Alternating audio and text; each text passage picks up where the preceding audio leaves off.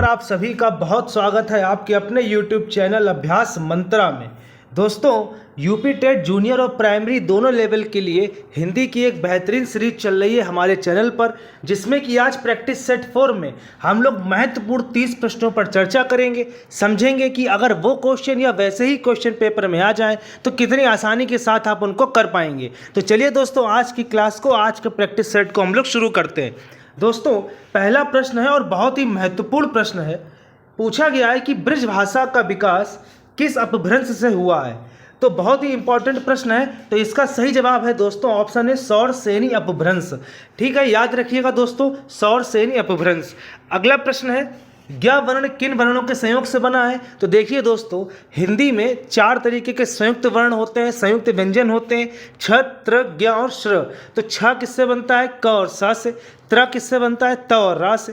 श्र किससे बनता है? श और रा से। और ज्ञ किससे बनता है? ज और या से। एक बात और याद रखिएगा कि जब भी इन ऑप्शन को आप इन चारों में से कोई भी वर्ण पूछा जाए तो पहले वाले वर्ण के नीचे हलंत जरूर लगा रहेगा। जैसे कि पहले वाले ऑप्शन को अगर आप देखते हैं तो यहाँ पर भी जा लिखा हुआ है, लेकिन इसमें हलंत नहीं है, यानी यहाँ पर स्वर का मिलन हुआ है, तो इसीलिए ये गलत है। तो ऑप्शन बी इस क्वेश्चन का सही जवाब हो जाएगा। अगला प्रश्न, पवन शब्द में कौन सी स्वर संधि है। देखिए दोस्तों, पवन, भवन, पावन, पावक, ये जितने भी इस तरीके के शब्द हैं, सब में अयादि संधि होती है। कौन सी संधि होती है दोस्तों? अयादि। अब देखिए, अगर पवन लिखा है तो इसका संधि विच्छेद होगा पो प्लस अन, ठीक, तो अयादि संधि हो गई।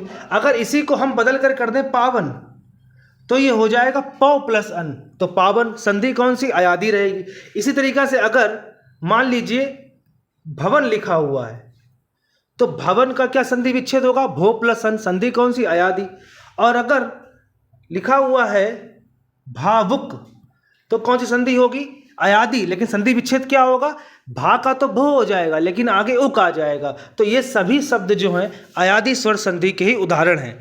और संधि के लिए एक अलग से वीडियो मैं बनाने वाला हूं हमारे चैनल पर। अगर आप नए हैं तो चैनल को सब्सक्राइब जरूर कर लीजिए। यूपी टेट हो या सुपर टेट हो, उसके लिए हर सब्जेक्ट की तैयारी और विशेषकर संस्कृत को हिंदी की बेहतरीन सीरीज हमारे चैनल पर चलाई जा रही है। चैनल को आप विजिट करते रहिए, देखते रहिए, बेल आइकन पर भी प्रेस करते रहिए।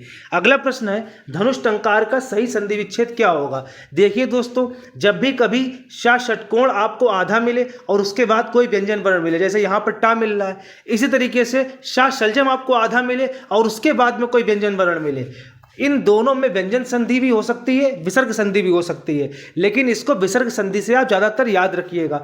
जैसे कि यहाँ पर हमें धनुष टंकार दिया गया है, तो इसका संधि विच्छेद कैसे करेंगे? तो जहाँ से आधा शाह है वहाँ से अलग करना है, तो धनु अलग करके विसर्ग लगा देंगे और आगे टंकार, तो ऑप्शन बी बिल्कुल सही जवाब हो जाएगा। लेकिन एक बात याद रखिए, अगर इसका संधि विच्छेद धनुष प्लस टंकार भी लिखते हैं, जिसमें सा के नीचे हलंत भी है, तो भी वो सही है। लेकिन हिंदी के हिसाब से आपको ऑप्शन बी ही चुनना है और ऑप्शन बी ही दिया जाएगा। लेकिन संस्कृत में ये दोनों ही ऑप्शन आपको दिए जा सकते हैं और दोनों ही बिल्कुल सही होते हैं। अगला प्रश्न है, रातों रात शब्द में कौन सा समास होगा। तो देखिए दोस्तों, जब भी कोई 2 शब्द लगातार रिपीट होते हैं, जैसे कि रातों रात, हाथों हाथ, बातों बात, ये सब शब्द अव्ययी भाव समास के उदाहरण होते हैं। अव्ययी भाव समास में क्या होता है? पहला पद प्रधान होता है, और इससे भी बड़ी बात, जो पूरा पद होता है वो अव्यय होता है। याद रखिएगा, अव्ययी भाव समास में क्या होता है? संपूर्ण पद अव्यय बन जाता है, और प्रधान कौन सा पद होता है? तो पहला पद होता है। अब अव्यय क्या होते हैं? तो अव्यय वो शब्द होते हैं जिनके ऊपर लिंग, वचन और काल का कोई प्रभाव नहीं पड़ता है। अगला प्रश्न, धमाका शब्द में कौन सा प्रत्यय लगा है। तो धमाका शब्द में बहुत ही सरल सा प्रश्न है, ऑप्शन ए सही होगा। धम में आका जुड़ा हुआ है तो ये धमाका बना हुआ। अगला प्रश्न है, छायादार शब्द किस का उदाहरण है। बहुत ही इंपॉर्टेंट, बहुत ही महत्वपूर्ण प्रश्न है। तो छायादार शब्द किसका उदाहरण है। तो इसमें क्या है, छाया जो है वो संस्कृत का शब्द है या हिंदी का शब्द आप मानिए, और दार जो है ये फारसी भाषा का शब्द है। तो जहाँ पर 2 अलग अलग भाषाओं के शब्द जुड़ते हैं उनको हम लोग कहते हैं संकर शब्द। जैसे रेलगाड़ी, तो रेल जो है वो इंग्लिश का शब्द है, गाड़ी हिंदी का शब्द है, तो ये भी एक संकर शब्द का उदाहरण है। अगला प्रश्न है, कोई आ रहा है, इस वाक्य में कोई किस प्रकार का सर्वनाम है। तो कोई का तो मतलब पता नहीं, कोई तो मतलब कोई, तो निश्चयवाचक तो ये बिल्कुल भी नहीं हो सकता, और संबंधवाचक भी नहीं। संबंधवाचक सर्वनाम वहाँ होते हैं जहाँ पर संबंध बताया जाए, जैसे जैसी करनी वैसी भरनी, ये संबंधवाचक का उदाहरण है। निजवाचक सर्वनाम वहाँ होता है जहाँ पर अपने लिए कोई शब्द यूज करते हैं, जैसे कि मैं आप ही यह काम कर लूँगा या मैं अपने आप ही यह काम कर लूँगा, मैंने खुद उसे फ़ोन किया, ये निजवाचक सर्वनाम है। तो बचा कौन सा? ऑप्शन बी, अनिश्चयवाचक सर्वनाम। अगला प्रश्न, 1 किलो घी में किस प्रकार का विशेषण है? देखिए दोस्तों, विशेषण के 4 प्रकार होते हैं: सार्वनामिक विशेषण, गुणवाचक विशेषण, परिमाणवाचक विशेषण और संख्यावाचक विशेषण।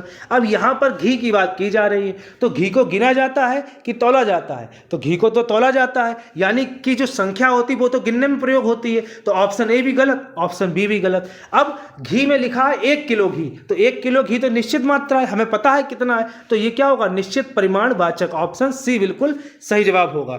अगला प्रश्न, वह खाना खाकर सो गया, इस वाक्य में खाकर में कौन सी क्रिया है? तो देखिए दोस्तों, खाकर यानी कि कोई काम कर लिया है, तो जो काम कर लिया है तो उसमें पूर्वकालिक क्रिया। खाकर में कौन सी क्रिया है? पूर्वकालिक।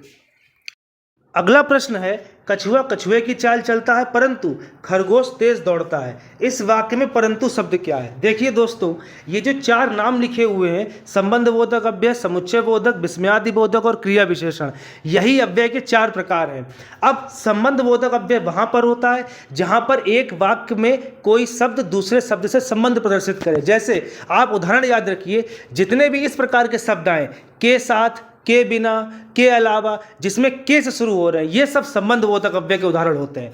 विस्मयादि बोधक में तो वही विस्मयादि बोधक चिन्ह भी आएगा, अरे, वह, छी छी, हाय।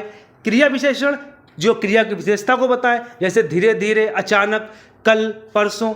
और समुच्चय बोधक में आते हैं तथा, किंतु, परंतु, लेकिन। तो यहाँ पर परंतु आया है, तो ऑप्शन बी बिल्कुल सही जवाब होगा, समुच्चय बोधक अव्यय। और इस प्रश्न के उत्तर के साथ अन्य चीजें जो मैंने बताई वो भी आप याद रखिएगा। अगला प्रश्न है, निम्नलिखित में कौन सा शब्द हमेशा बहुवचन में प्रयोग होता है? तो बहुत ही सरल सा है उत्तर, ऑप्शन बी, प्राण।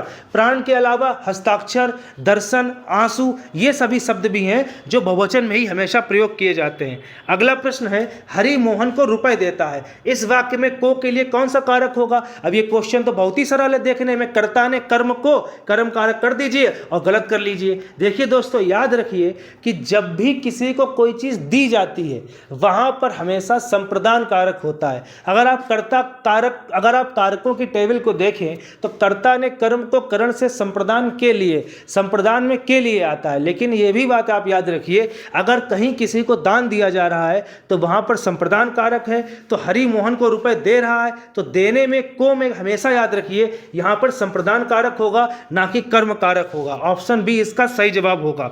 अगला प्रश्न, यदि वह आता तो मैं जाता, यह वाक्य किस काल का है? देखिए दोस्तों, अगर कभी भी किसी वाक्य में यदि और तो शब्द आ रहे हैं तो यदि और तो शब्द 2 ही प्रकार के काल में आ सकते हैं, एक तो हेतु हेतु मत भूतकाल और एक हेतु हेतु मत भविष्यकाल। अब यहाँ पर अगर आप पढ़ें तो लिखा यदि वह आता तो मैं जाता, यानी ये तो काम पहले की बात कर रहे हैं।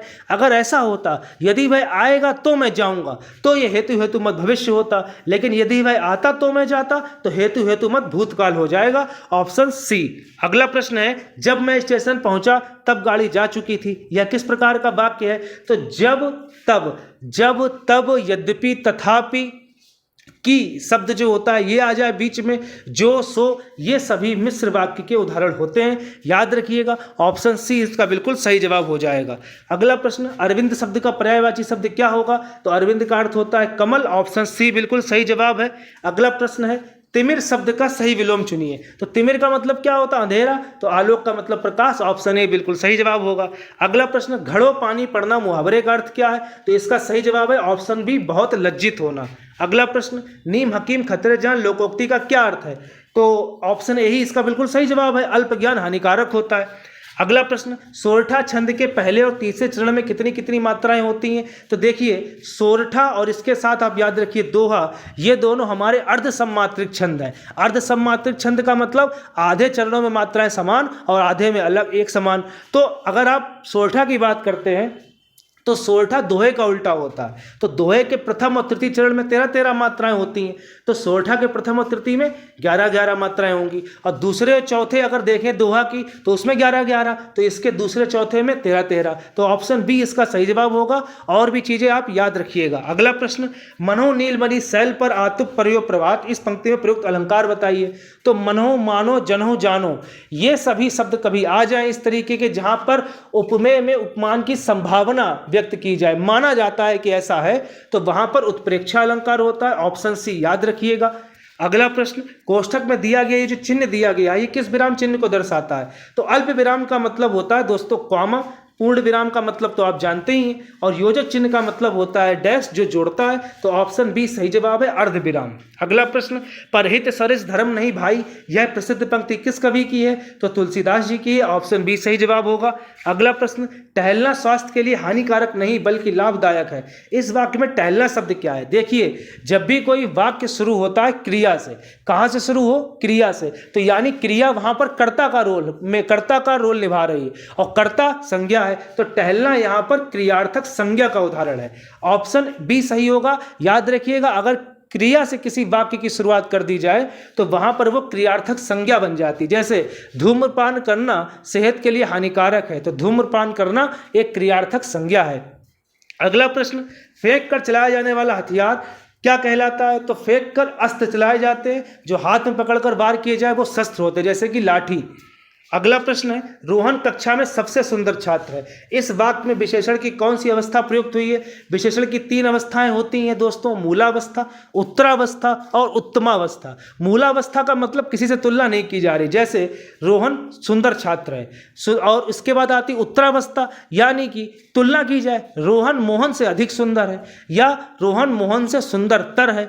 और अगर सबसे सुंदर बताया जाए यानी कि सुंदरतम, तो वो होती है हमारी उत्तमावस्था। याद रखिएगा, अगर कभी भी तम शब्द आ जाए लास्ट में तो वो होती है हमारी उत्तमावस्था, अगर तर आ जाए तो उत्तरावस्था, और कुछ भी ना आए और तुलना भी ना की जाए तो वो होती है मूलावस्था। अगला प्रश्न है, संज्ञा सर्वनाम विशेषण के अंत में लगने वाले प्रत्यय को क्या कहते हैं? देखिए, प्रत्यय जो होते हैं 2 प्रकार के होते हैं, एक होते हैं कृत प्रत्यय और एक होते हैं तद्धित प्रत्यय। तो कृत प्रत्यय लगते हैं क्रियाओं के बाद में और तद्धित प्रत्यय लगते हैं संज्ञा सर्वनाम विशेषण के बाद में। तो ऑप्शन बी बिल्कुल सही जवाब होगा। अगला प्रश्न है, मुझे गंदगी से घृणा है, इस वाक्य में गंदगी से में कौन सा कारक प्रयुक्त हुआ है? तो आप देखिए, जो से शब्द होता है ये 2 प्रकार के कारकों में आता है, एक तो आएगा करण कारक, दूसरा आएगा आपका अपादान कारक।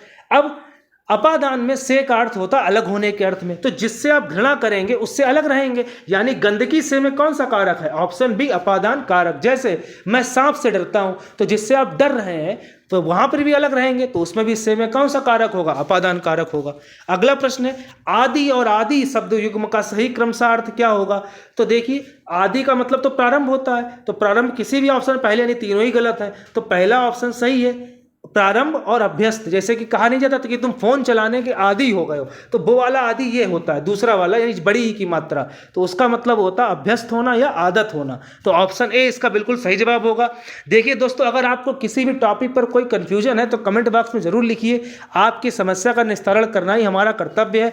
और अगर चैनल पर आप नए हैं, प्रश्न आपको अच्छे लग रहे हो, महत्वपूर्ण लग रहे हो, तो जरूर वीडियो को लाइक कीजिए और चैनल को सब्सक्राइब भी कर लीजिए। अगला प्रश्न है, उड्डयन शब्द का सही संधि विच्छेद क्या होगा? देखिए दोस्तों, संस्कृत में, हिंदी में एक व्यंजन होता है द्वित्व व्यंजन, जिसमें कि कोई भी वर्ण बार बार आए, आधा और पूरा। जैसे दिल्ली ला 2 बार आया, और तल्लीन ला 2 बार आया, उल्लेख में भी ला 2 बार आया। इसी प्रकार से आप देखिए तो उड्डयन लिखा हुआ डा 2 बार आया। तो ये सभी जो संधि विच्छेद होते हैं ये ता से अलग होते हैं। तो उड्डयन में उत यानी कि ता को अलग कर देंगे, हलंत और डयन अलग कर देंगे। जैसे कि उल्लेख का संधि विच्छेद अगर आपको करना हो तो उत अलग कर दीजिए और लेख अलग कर दीजिए। तो इस प्रकार से आज की प्रैक्टिस सेट में इतने ही क्वेश्चन थे, इंपॉर्टेंट आपको लगे होंगे जरूर, और आपको समझ में आए हो तो वीडियो को लाइक कर दीजिए। चैनल पर नए हैं तो चैनल को सब्सक्राइब भी कर लीजिए। बहुत बहुत धन्यवाद दोस्तों।